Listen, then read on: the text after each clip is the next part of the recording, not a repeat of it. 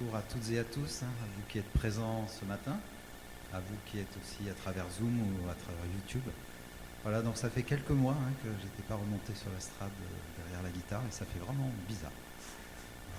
Donc c'est vrai qu'on traverse une époque difficile, une époque qui est déstabilisante. Le Seigneur nous a préparés, mais quand on la traverse, plusieurs peuvent avoir des réactions différentes. Il y en a certains, c'est physique, il y en a certains, c'est l'angoisse. Il y en a d'autres, ça peut être moral. Et je sais que bon, pour avoir vécu donc les cultes à travers Internet, on réagit différemment. Je sais que Sharon, elle entend la musique, elle chante. Moi, j'arrivais pas à chanter. Par contre, je me réfugiais dans la parole de Dieu, dans la prière au Seigneur. Et ce matin, je voulais commencer ce moment de louange avec ce chant qui dit « C'est si bon de louer son nom ».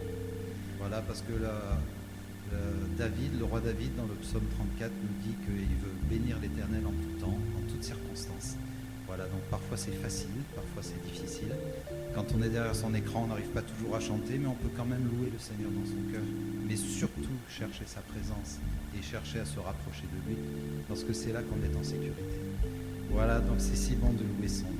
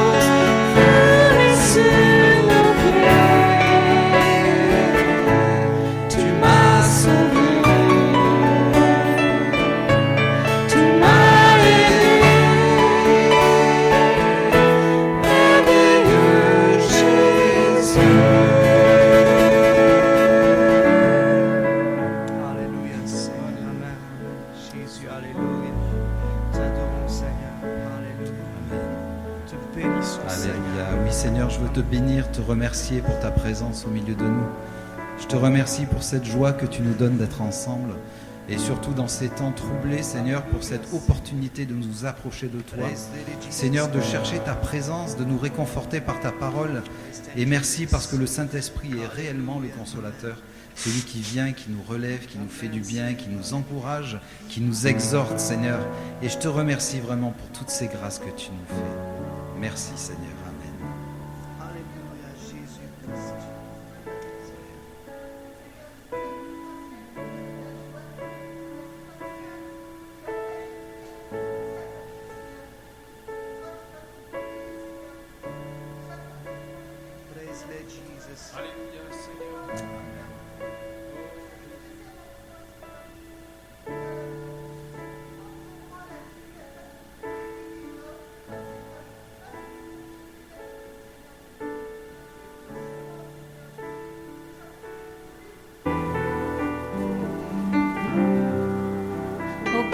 Au nom de notre Seigneur. On peut chanter ça ensemble? Alléluia. Oh, gloire au nom de notre Seigneur. Gloire à son nom à tout jamais. Nous chanterons sans vanité. Hallelujah.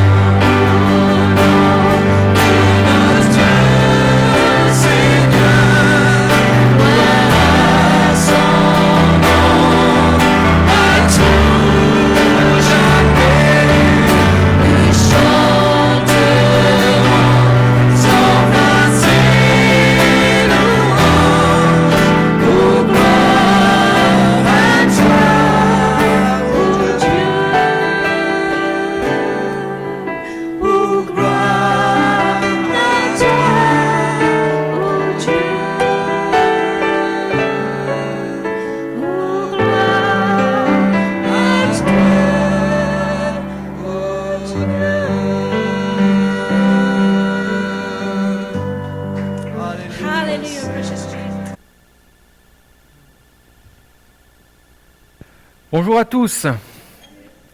On est dans la joie d'être ensemble, dans la maison du Seigneur. Alors, je m'assure que mon pupitre est à la bonne taille. Voilà.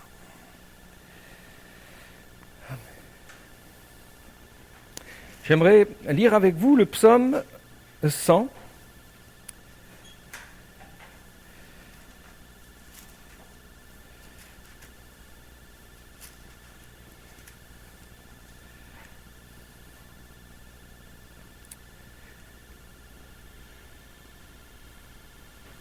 Et c'est un psaume de louange.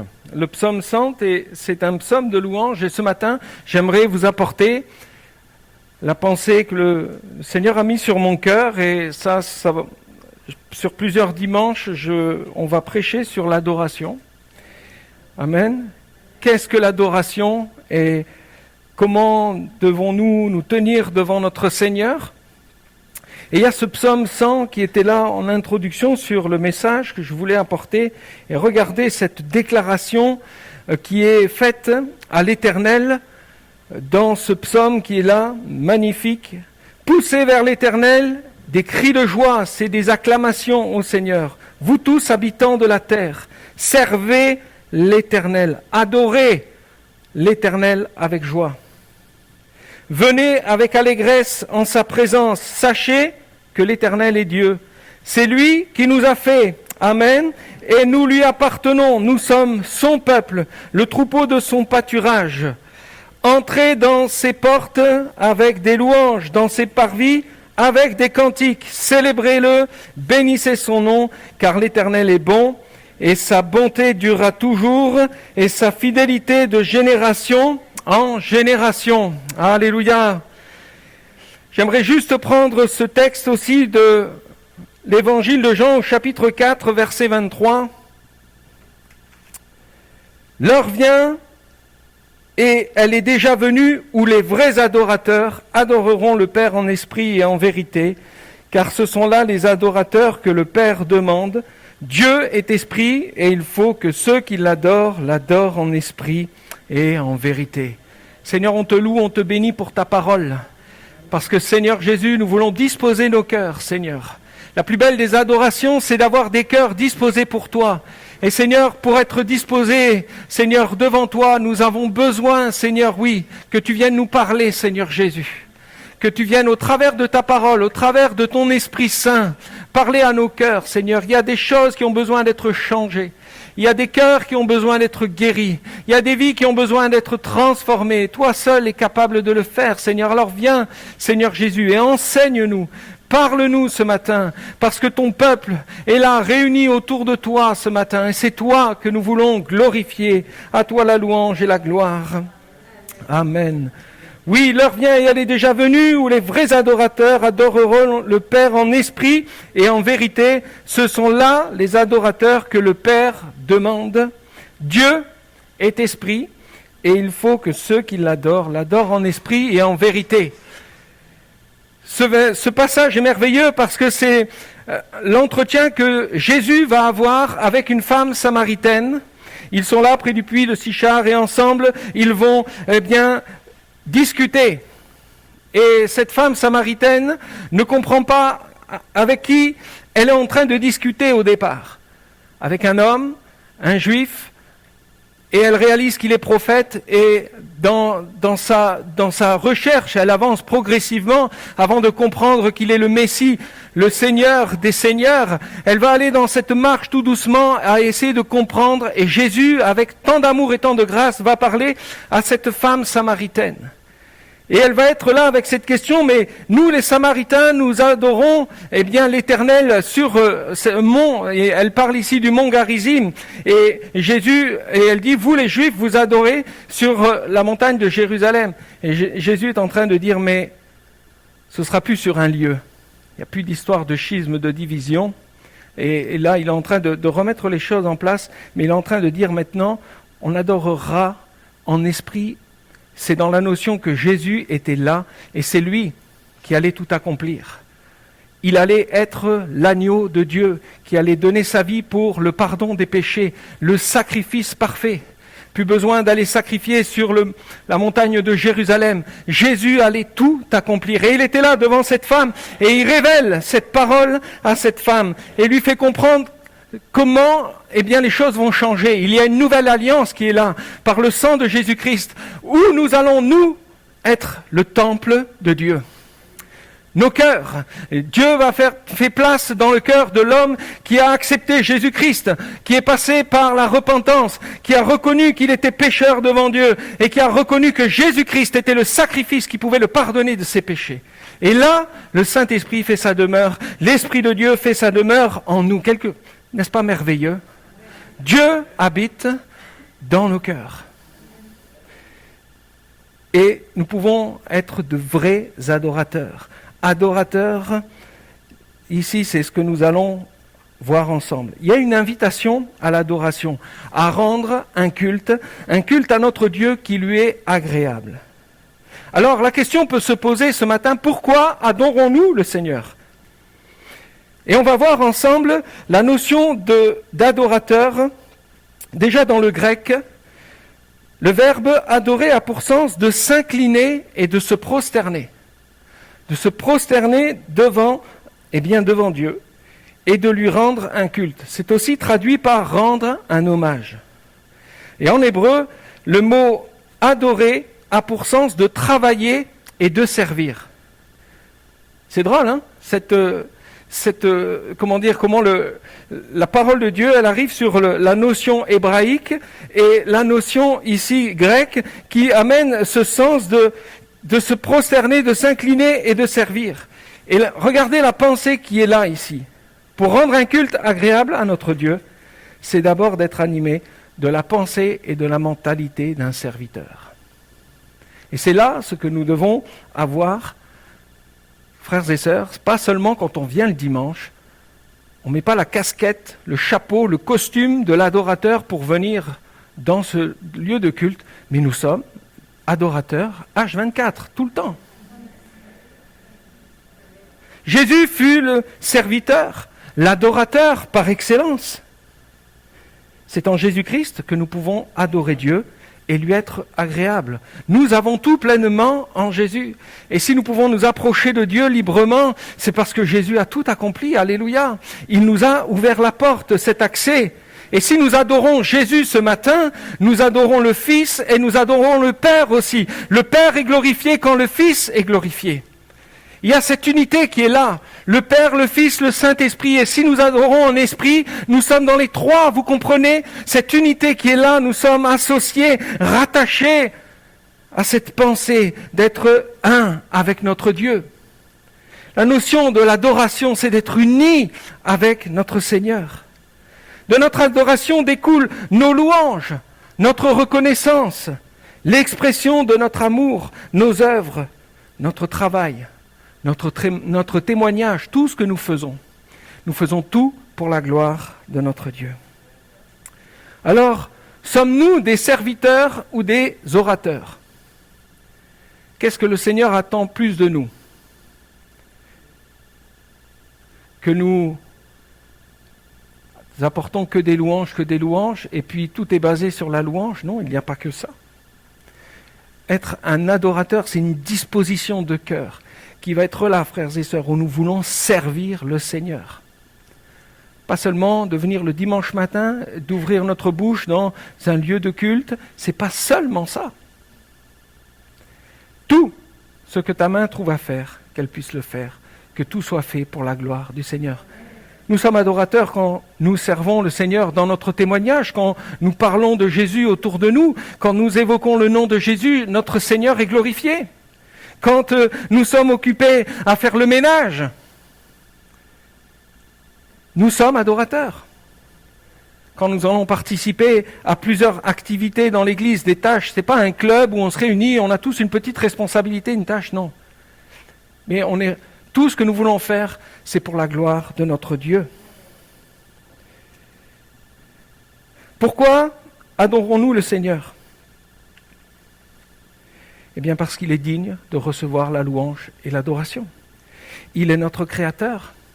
Et c'est ce qui a été déclaré dans ce psaume que nous avons lu. Il est le Dieu de toute éternité. Il est le Dieu vivant. Nous n'adorons pas un objet, un bout de bois. Nous sommes venus adorer un Dieu qui est vivant. Alléluia. Et le Dieu de notre salut, le Dieu qui nous aime, et il est le Dieu de la providence présente où il prend soin de nous parce qu'il nous aime. Il prend soin de ses enfants.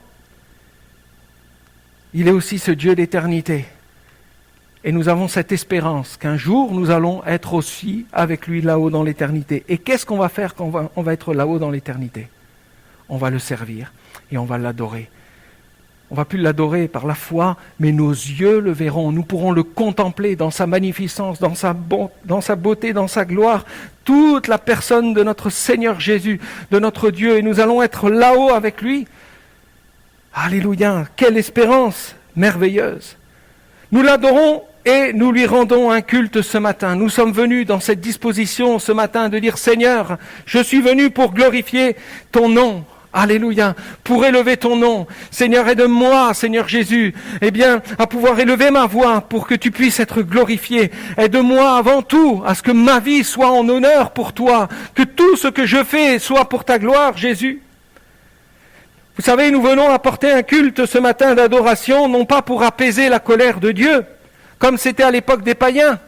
À l'époque des païens, ils avaient tellement peur qu'il n'y ait pas la pluie pour que la culture puisse pousser, qu'il n'y ait pas la pluie pour que la saison puisse être bonne. Alors, ils étaient là à essayer d'adorer Dieu. Surtout, ne sois pas en colère contre nous, ne nous prive pas de la pluie. Et ils étaient même ils étaient capables d'aller se scarifier, de se molester, tout ça pour que Dieu apaise cette colère. Et Dieu n'est pas en colère contre nous, il nous aime, alléluia. Nous sommes venus adorer un Dieu d'amour. Nous ne sommes pas venus apaiser sa colère. Christ a bu la coupe.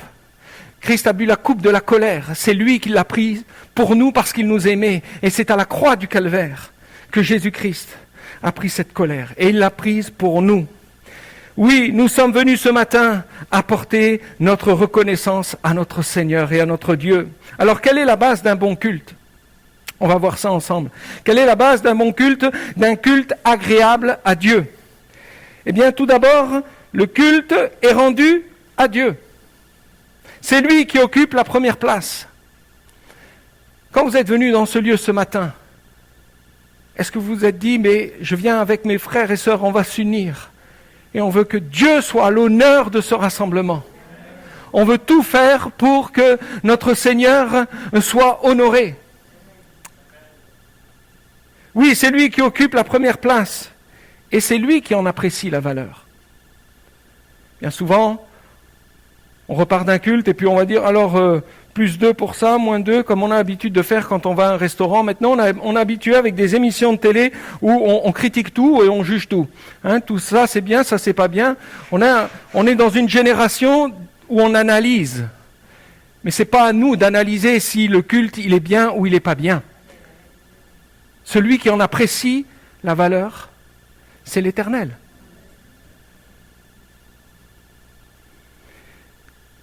Le culte est pour Dieu et non pas pour les hommes. Même si on adore l'Éternel et qu'on ressent une joie, un plaisir d'être dans sa présence, ce n'est pas ça qui va faire que le culte va être magnifique. C'est le Seigneur qui va en apprécier la valeur. Mais il y a de la joie d'être dans la maison de notre Dieu. Alors attention à ne pas détourner vers l'homme ce qui doit revenir à Dieu. Et j'aimerais parler pour cela de la crise du veau d'or en Exode 32.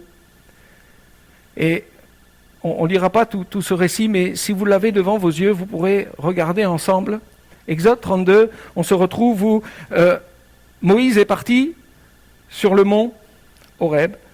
Et là-haut, il est en train d'être en contact avec Dieu. Dieu est en train de lui donner les lois, les commandements. Il est en train de tout établir et ce peuple est en bas. Ils sont avec Aaron et ils vont dire maintenant, ça fait longtemps que Moïse n'est pas revenu, faisons-nous un Dieu. Voyant que les choses ne bougeaient pas, ce peuple va intervenir par eux-mêmes prendre les devants. Et ils vont aller voir Aaron, et puis Aaron, fais-nous un Dieu, que nous puissions, quelqu'un qui soit devant nous, que nous puissions l'adorer. Et puis Aaron va mettre en place, ils vont amener l'or, l'argent, tout ce qu'ils possèdent, ils vont fondre tout cela et en faire un veau d'or. Comme en Égypte, comme là où ils étaient autrefois. Parce que le veau d'or était la divinité qui était adorée par les Égyptiens à ce moment. Et là, tout le culte qui devait être normalement pour l'Éternel va complètement être détourné. Et ils vont se placer. Et pour Aaron, lui, dans sa pensée, on va adorer l'Éternel. C'était ça, on va adorer l'Éternel. Mais la louange, elle a été détournée. Et déjà en Exode 20, Dieu avait déjà donné ce commandement. Tu n'adoreras pas d'autre Dieu. Je suis l'Éternel. Et en plus de cela, qu'avait-il insisté ? Tu ne te feras pas d'image, de représentation. Tu ne me représenteras pas pour une image, par une représentation. Et déjà le peuple était là en train de pécher, de se détourner de Dieu. Et pourtant, dans leur cœur, ils voulaient bien faire. Ils voulaient adorer l'Éternel. Et ils étaient carrément à côté. Quelle déception. Quelle tristesse pour ce peuple. Et juste prendre avec vous ce texte, vous m'avez déjà devancé, Exode 32, on y est ensemble.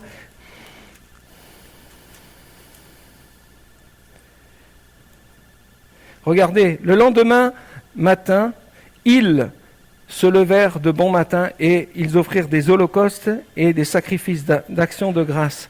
Le peuple s'assit pour manger et pour boire, puis ils se levèrent pour se divertir. Tout a été changé.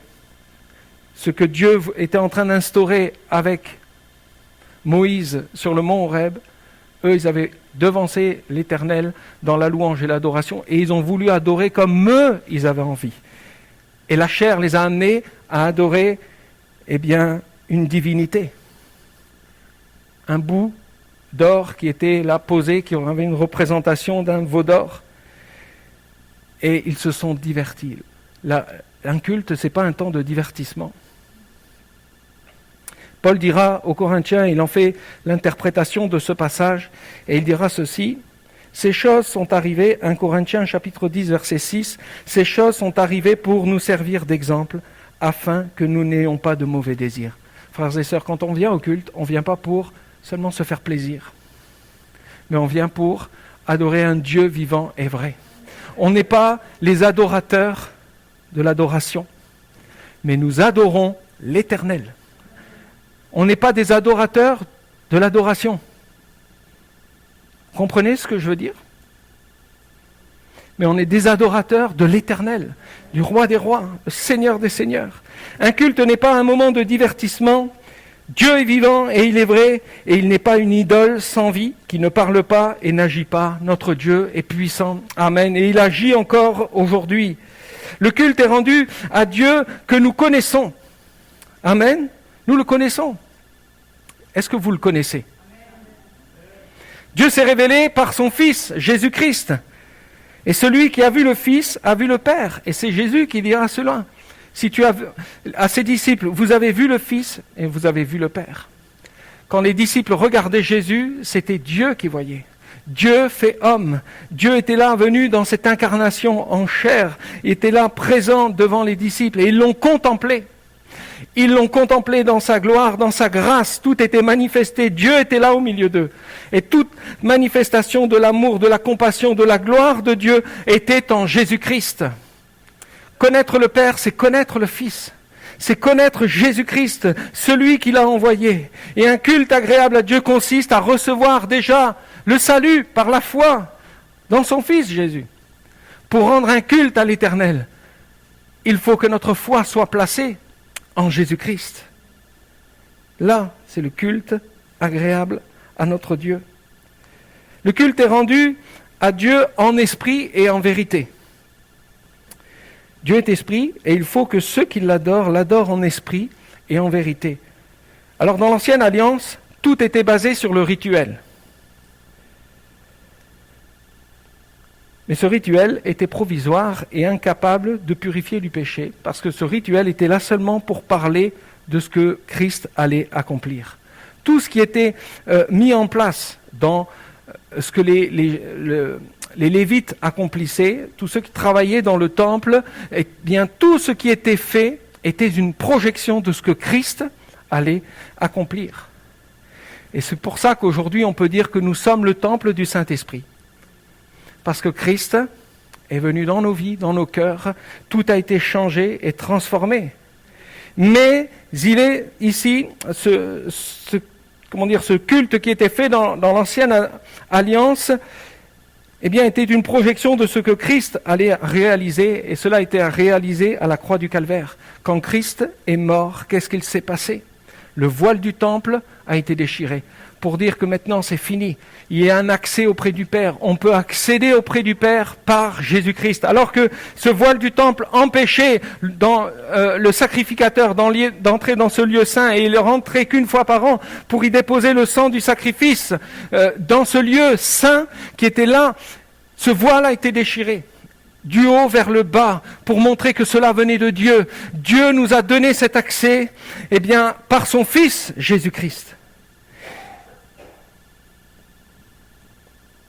Les vrais adorateurs, ce sont des adorateurs qui sont agréables à Dieu. Et pour adorer en esprit, il faut que le Saint-Esprit transforme nos cœurs. Il faut que notre être intérieur soit changé. Nous devons passer par cette nouvelle naissance, naître d'en haut. Il faut que le charnel soit brisé pour naître de l'esprit. Éphésiens chapitre 1er, versets 13 à 14. Regardez ce que dit l'apôtre Paul. « En Christ, vous avez cru.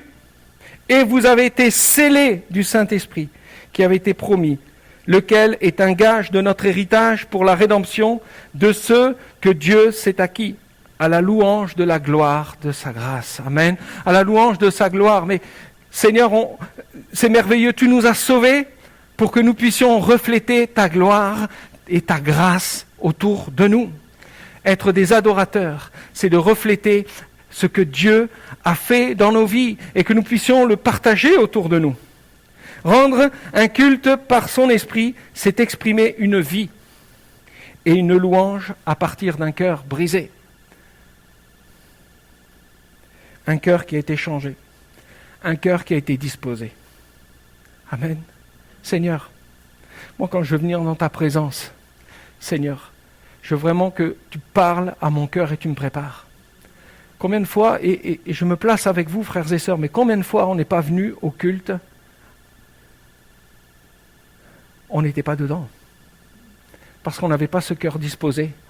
On était juste venu dans une routine, dans quelque chose d'habituel, et puis voilà, on fait les choses parce qu'il faut les faire, et on finit par devenir adorateur de l'adoration, et on est là, on sert, on prend la Sainte Seine, on fait plein de choses, et on ne sait plus pourquoi on le fait. Parce qu'on ne se place pas devant le Seigneur en disant « Seigneur, mais avant tout, c'est la disposition de mon cœur. » Ce que le Seigneur attend de nous, ce n'est pas des offrandes, des sacrifices, mais c'est un cœur obéissant. Seigneur, rends-nous obéissants pour que ton nom soit glorifié. On en a besoin, Seigneur. Un culte agréable à Dieu est exprimé par toute une vie où nous sommes identifiés, où nous nous identifions à Jésus-Christ. Nous sommes identifiés à Jésus-Christ, c'est-à-dire que nos vies sont placées en Jésus. C'est en lui que nous avons tout. C'est dans la foi en Jésus-Christ que nous avons cet accès auprès du Père. Et nous devons le réaliser ce matin. Dieu regarde à la disposition de nos cœurs avant de porter attention à nos paroles, à nos louanges, à nos cantiques qui le célèbrent. Seigneur, regarde à la disposition de mon cœur ce matin. Je ne suis pas venu pousser la chansonnette. Je n'ai pas venu juste réciter des belles paroles. Et je veux d'abord ce cœur disposé, Seigneur Jésus. Et de là va découler l'adoration, la louange. Et des fois, on se dit, mais Seigneur, on n'ose pas louer le Seigneur. Parce qu'on regarde à ce qui ne va pas chez nous. Et on oublie de regarder à Jésus-Christ, qui nous a lavés, qui nous a purifiés de nos péchés. Il est notre sanctification. Et cela ne doit pas tenir vos lèvres fermées Ne méprisons pas notre Dieu par des lèvres fermées, mais réalisons et comprenons ce matin que le Seigneur attend une disposition de nos cœurs pour que nous puissions le louer, l'adorer, en esprit et en vérité. Matthieu 5, 23, et je termine avec ceci, et on continuera sur les prochaines réunions. Matthieu 5, 23. Si donc tu présentes ton offrande à l'autel, et que là, tu te souviennes que ton frère a quelque chose contre toi, laisse là ton offrande devant l'autel, et va d'abord te réconcilier avec ton frère, puis viens présenter ton offrande. Si ton frère a quelque chose contre toi, c'est pas si toi tu as quelque chose contre ton frère, là il faut y aller aussi bien sûr, mais si ton frère, si tu sais qu'il y a un problème, ne l'ignore pas, mais va régler, parce que en venant dans la présence du Seigneur, en venant amener ton adoration, ta louange devant le Seigneur, mais il y a un problème. Il y a un problème. Et il doit être réglé. Amen. On continuera encore la prochaine fois sur la louange. Non, je ne vois pas bien quelle heure il est là. Il est 11h. On va mettre fin à notre temps de culte, mais j'aimerais qu'on termine par ce chant. Jésus soit le centre. Amen. Puis après, on va prier aussi pour des besoins particuliers. Je vous donnerai les annonces. Et on va se lever ensemble, frères et sœurs.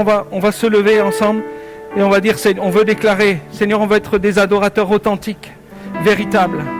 Seigneur, on veut que tu sois le centre de nos vies. Alléluia.